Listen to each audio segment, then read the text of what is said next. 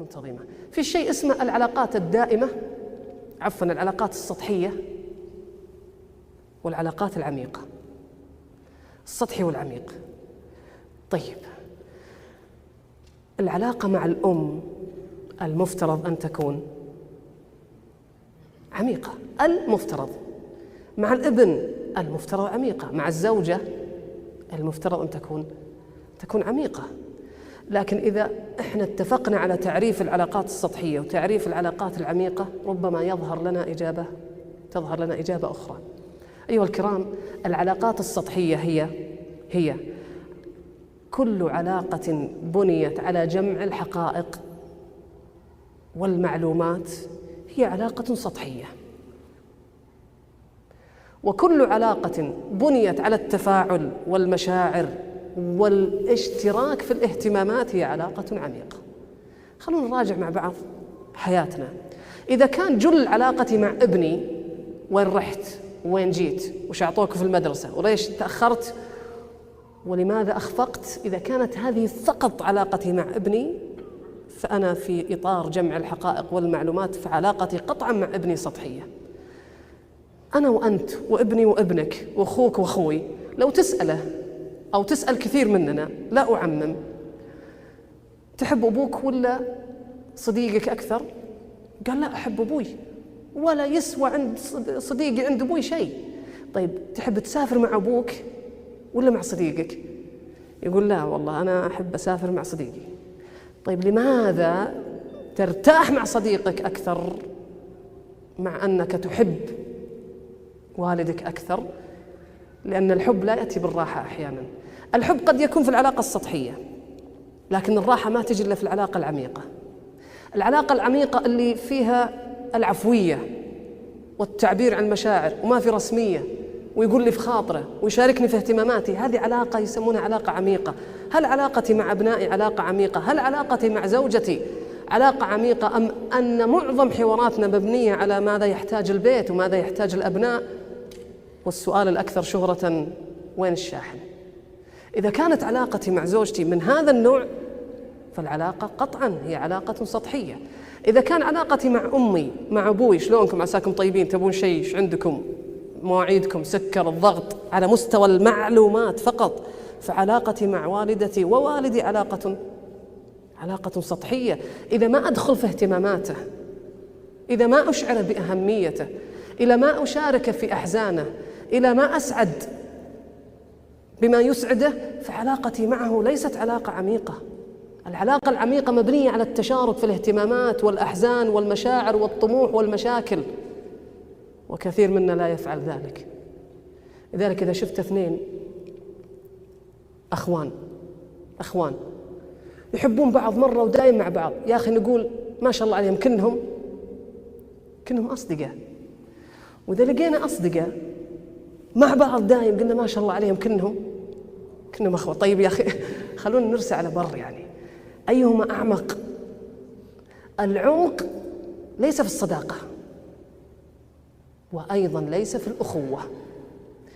ليس بالضرورة أن أخوك في العلاقات العميقة، لا، وليس بالضرورة أن صديقك في العلاقات العميقة. من أجاب على هذا السؤال؟ أجاب عليها ذلك الأعرابي لما سألوه أيهما تحب أكثر، أخاك أم صديقك؟ من تحب أكثر، أخوك ولا صديقك؟ قال لا، أحب أخي إذا كان صديقي. إذا أخوي صار زي صديقي أنا أحبه أكثر. إذا أخوي بس أخوي على مستوى المعلومات والحقائق فصديقي أحبه أكثر. لذلك خلونا نراجع علاقتنا مع الأهل، مع الأبناء، مع الزوجة، مع أمك، مع أبوك، راجعها، انظر ماذا يحبون، ثم شاركهم في تلك الاهتمامات. كيف أتعمق في علاقتي مع أي شخص واجعله يحبني؟ الفكرة بسيطة جدا. أولا أن أشاركه في اهتماماته. ثانيا أن أشعره بالأهمية، وقد جمعها النبي صلى الله عليه وسلم في حديث واحد. عندما جاء إلى أخي أنس بن مالك أخوه الصغير، وكان أخو أنس بن مالك مع طير يلعب فيه اسمه النغير، يلعب فيه ومات هذا الطير. موت الطير بالنسبة للطفل هو موت حاجة ضخمة في حياته، فيقول له النبي صلى الله عليه وسلم كلما رآه: يا أبا عمير ما فعل النغير. يا أبا عمير إشعار بالأهمية، لما يكنيه مو بيا ورع يا هي يا بزر، لا، يا أبا عمير إشعار بالأهمية. ما فعل النغير مشاركة في الاهتمامات عليه الصلاة والسلام. لذلك القاعدة تقول: إذا أردت أن تأسر قلوب من حولك هي أن تهتم بما يهتم به من تهتم به، أن تهتم بما يهتم به من تهتم به. أبناء إيش يحبون؟ أبناء يهموني، طيب ما هي اهتماماتهم؟ أهتم فيها ليس من أجل أن أقرهم عليها، قد تكون اهتمامات سطحية تفحيط ومدري إيه، لا، أنا ما أشاركهم عشان أزيدهم، لا لا لا، أنا أدخل في اهتماماتهم من أجل أمرين: من أجل تنظيفها وتوظيفها في العلاقة. تنظيف وتوظيف، توجيه لا مواجهة، زرع لا نزع لهذه الأشياء، أنا أدخل معهم فيها حتى يجد نفسه معي.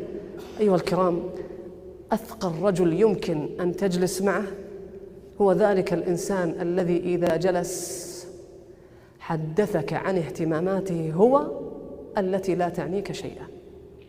وهذا ما يكون أحيانا مع أبنائنا، نحن نكلم عن اللي إحنا نبغاه وليس اللي هم يهتمون فيه. حتى جلوسي مع والدتي مع والدي أكلمهم أحيانا عما يهمني أنا وليس عما يهمهم هم، وبالتالي قد نكون ثقلاء عند وجودنا بينهم. إذن أولا أن تهتم بما يهتم به من تهتم به، هذا مشاركة في الاهتمام.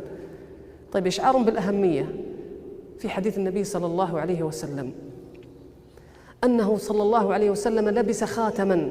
تكفون يا جماعة، تأمل هذا الحديث، انشره، تبناه، انقشه في قلبك.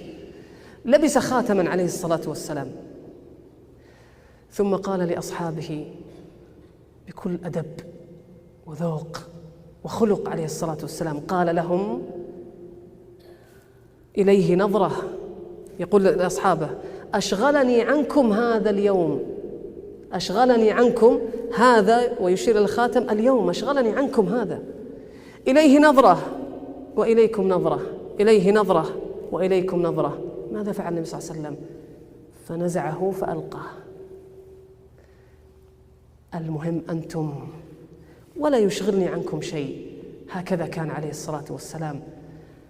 إذا دخلت أنا على أمي وأنت وأنتي، ما أقول ارمي الجوال، ما أقول طف الجوال، بس على الأقل اضحك وتواصل مع حبيبة القلوب وليس مع أعضاء القلوب. على الأقل لا تسكت ضميرك بأنك عند والدتك بجسدك فقط. وين رحت؟ والله رايح للوالدة. وين جيت؟ جاي من الوالدة.